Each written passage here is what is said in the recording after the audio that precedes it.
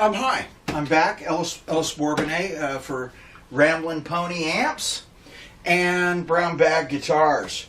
This is stuff that we build here. You know, I have to say it right off that, you know, I had some stuff up, and I don't know where this guy sent me the message, but he goes, "Nobody wants any of your homemade crap." And I was like, wow, whatever, what an idiot. You know, Ken Fisher, all these train wreck amps that he built them in his mom's basement. And now, if you can even find when they go from like 10 to 20,000, and Dumble, actually, that guy, all his amps, and we have actually one of those knockoffs right here. If she can zoom in, you see that down under there. There's a Dumble, 100-watt Dumble ODS, and I'll tell you what, I do love the amp. I love playing that. It's 100-watt, but it's homemade crap. So it was just really stupid. You know, some people confuse the, and then it got the name boutique and this and that. Okay, well that's just my little rant for stuff. So I might say, here's some more of my homemade crap. There's a lot of my homemade crap. I have a lot of Gibsons and Fenders. I just love guitars, and I love building them. And I you know, started building some for myself. I've got like 6 Strats, and I've got a couple old 70s Strats and whatnot. This here is one, so these are Fender pickups. Well, I'm trying to go speedy through here because I don't know if the batteries will fail.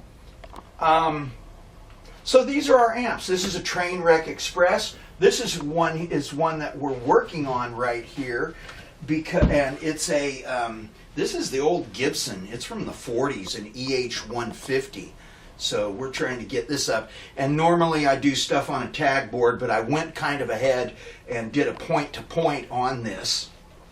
One thing I'll say about our amps, we just did something on this, and modern amps just always sound modern. I saw this friend of mine, this guy I really like, he was shredding, he had an SG, and he was playing through like a blues DeVille or something, and it was close. This guy was close, but it wasn't quite as a 60s original organic, like if you listen to the first Shakedown album by Savoy Brown, or if you listen to the Beano album. Those amps, they had this, you know, they were mucky, they had this super cool grind. It's an authentic.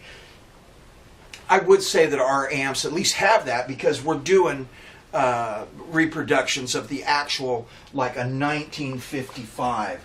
So this is a 1955 Princeton, and the Princeton was originally, it was just a Champ, a single-ended amp, meaning one tube, one power tube in it. And then when Fender, he added a tone knob and a 10-inch speaker, he called it the Princeton. So this is the 55 Princeton, single-ended rig like that. Here, let me do this real quick. But we put it in this bigger package, and I really, after building lots of amps, this is kind of like the minimum package to do, because you could still go clubbing with this. So if she can come in close, she can get you the simple, and you can see that this was all done with like SBE orange drops. These are kind of the mustard caps in there. We have carbon comps down here in the tone stack, and everywhere else we used the other quieter modern thing. Here's your cathode deal on it, and this amp, this single-ended, this particular amp, we're putting it up for sale. It has a multi-tap transformer. I just have it set up for this because you want a no-brainer. If people start mismatching the impedance, then they burn up a transformer or other parts of the amp. So this is matched for these, which would, I believe this is 8 and 8, so this is probably 4 ohm. And these are Mojo Tone Alnico speakers. This is a groovy amp, and I just replaced this one cap. So another thing, all of our amps, you know, you consider them used. We can do we can do custom builds, which we prefer. We'd love for you to order one and to build a custom amp for you. We like that. But these have been around. They've been in my shop. So they're shop worn, but they're pretty groovy. And I play them. And so underneath, that's a 5E3 Deluxe, kind of built on the same platform, same matching cabinet. We've got other cabinets wrapped up there of this size that can handle a 12. I don't know if you took this panel out, because everything screws in from the back. You probably put, you don't want to squeeze two 12s in here. I like the 1210. You know, it gives it a pretty groovy thing, a sound. And it came out of, so this one, and once again here, I was kind of showing that, you know, here's the layout on a Princeton Model 5. That's a 5E2. Yeah, it's a 5E2. There should be an F2. This is the Gerald Weber book, so hip amps and groovy stuff. This is where we get a lot of our information. The book's falling apart, but the whole back end of it is schematics on basically 1 billion amps. And here is the Dave Hunter amp book. I think when he's explaining how amps work, see, he does this, the Fender Princeton layout, which is a 5F2. And so, you know, he kind of goes through that. I'm just showing these so any of the novices out there, you know, the information is readily available on these amps. And a big failing of guitar players is really not to take enough interest in their amps. I mean, you could be a great guitar player, but yeah, you really need good amps, man. Great amps can just, a bad amp can kill a guitar. I guess the saying is, a great amp can make the crappiest guitar or a cheap guitar like a Silvertone or a K sound great, but if you play one through just a bad amp, it just kind of doesn't work. Okay, on that, here we go. The 5E3 Ramblin' Pony, you see it? I will say that these are expensive amps. The brown grow cloth, to get this grow cloth, I think is $75 a yard. My producer, Colleen, my friend there, I call her CB Steele, Amber Steele. She's the producer, pretty much engineer and everything else. Cinematographer. Thank you, everyone say hi. And but she's shaking her head. This one I think is just $40 a yard. This Fox cloth. So custom amps do, the bottom of the line of the story is picks do disappear and custom amps cost, right? To buy good stuff, you know, I'm trying to get some Lindy Fralin pickups and they're $300 a set, so that's really a drag. This amp is on. And so with this thing on, so it's idle and pretty quiet.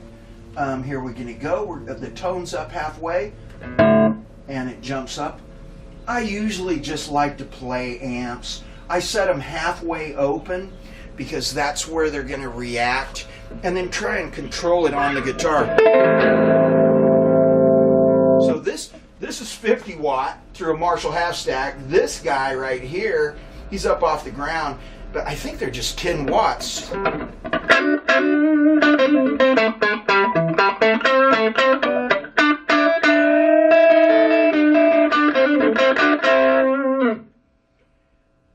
Yeah, so he's a little bit creamy. You could, or yeah, edgy. You could back it off. So once again, it's a touch sensitive.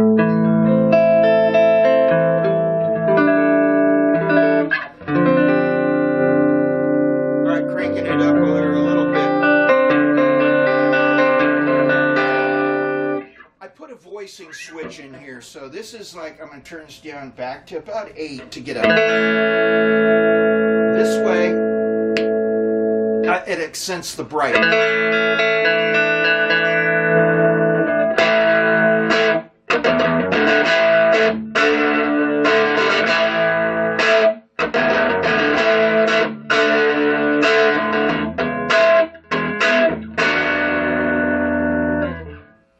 Wow, so these things are great, you know, and you can still talk, but they seem to be just right at about the right level. I had a friend who was playing one. It actually had a 10 and an 8 in it, but he was doing some Hendrix stuff. He was playing in this big club. I don't even think he had it mic'd.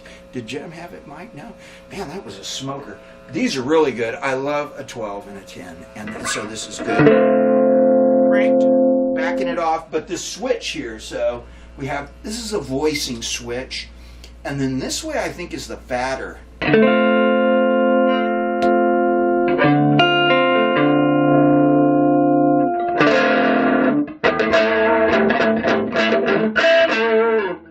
little bit grubby.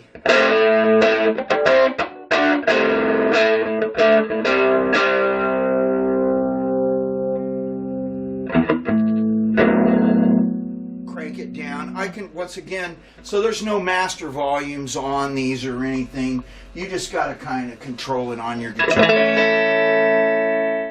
I don't know, here, we'll go this way. We'll go halfway down, but we're cranking the tone so it'll give some boogie.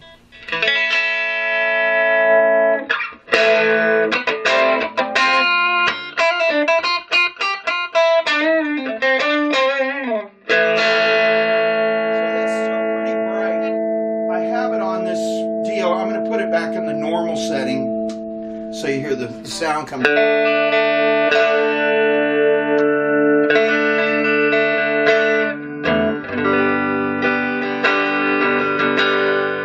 That's pretty bright. I'm going to back off the tone on down. Just put it about that way. But I like to run them at about halfway. It gets the tubes bright. Control it on your guitar. Everything. That's what all these switches are.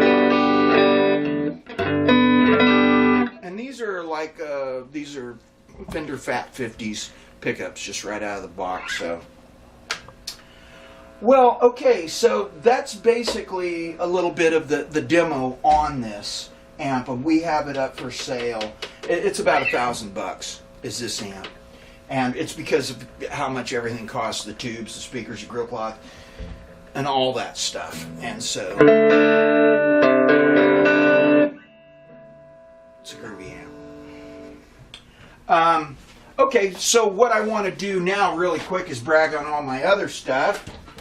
Here, kind of show it off. She's going to pop the camera out because we've been working on this car, and I'm using this as kind of a double thing. You can see the shop. She's going to pick up the camera out of its tripod. It might drop. Anything can happen here in the next 30 minutes. Here she's coming around, and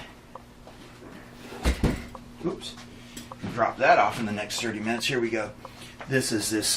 This is. She can show you a couple shots of this motor that we've been building, and it runs really good and everything. We're just doing some under dashboard stuff. Yeah, you can stay right there.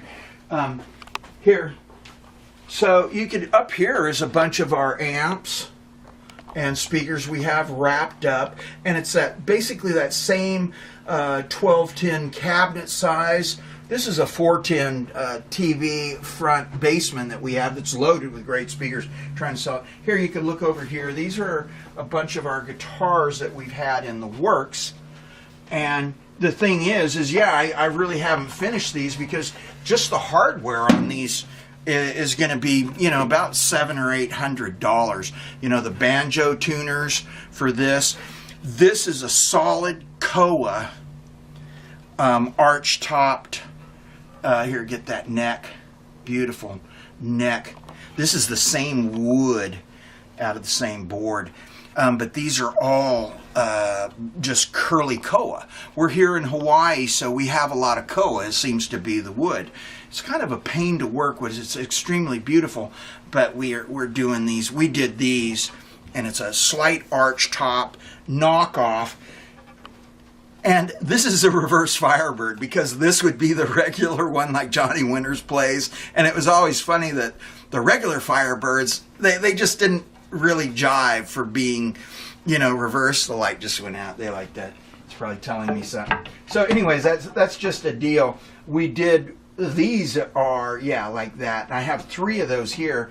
These we did a bunch. I have these at home. I'm actually playing them. And on these, it's all about the curly koa neck.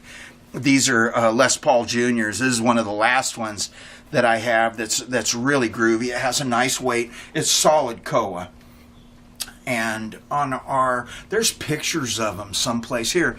You can look up at these classical guitars. They've been just hung on the wall here. One of those is the Barbero Flamenco. This is a Barbero Flamenco. We have the blueprints, you know, we got them from Luther's Mercantile and all this. Here we're working on building some more amps.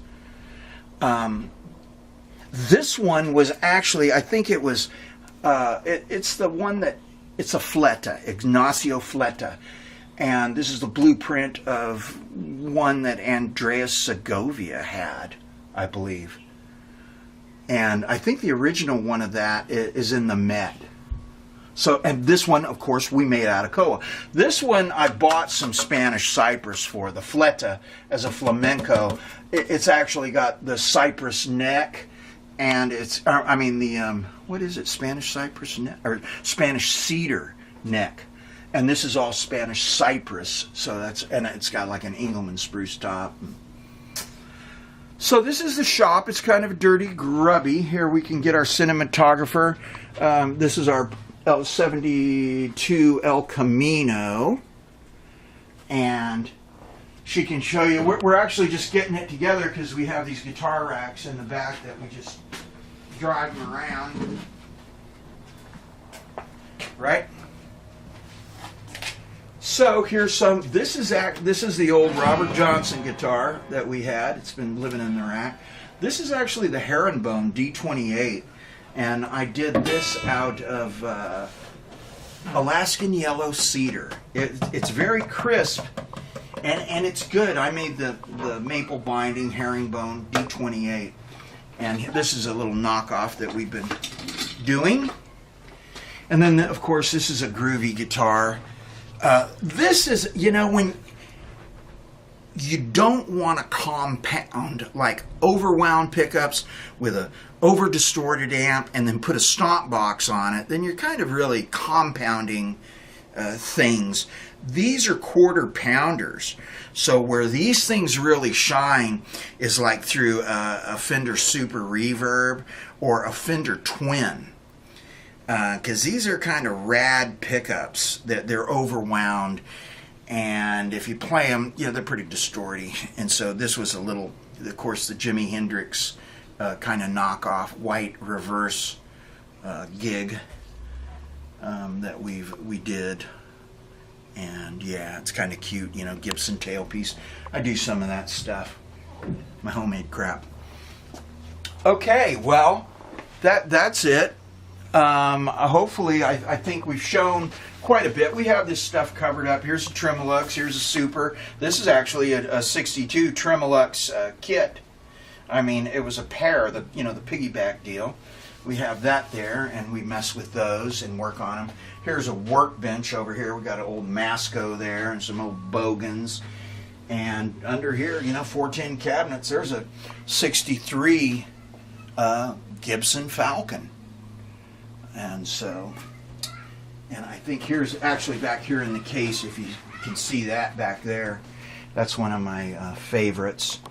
It's a 71 Marshall 50-watt head. And there's another half stack and some other stuff under the bench. But so this is kind of Ramblin' Pony Amps.